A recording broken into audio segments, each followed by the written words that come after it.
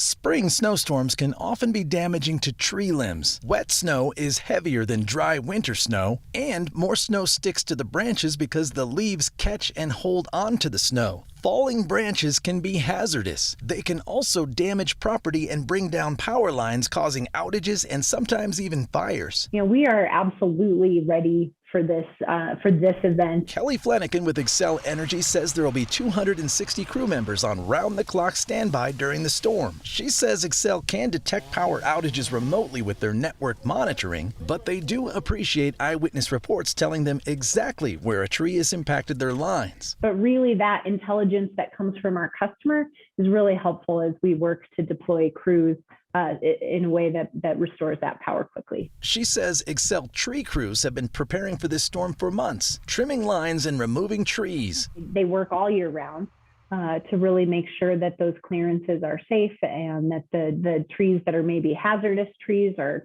dealt with. So they're a busy team. But they can't completely keep up with the growth of millions of trees. So she says to call their emergency hotline anytime during the storm, no matter how late it is or how hard it's snowing. Meteorologist Cory Reppenhagen, 9 News.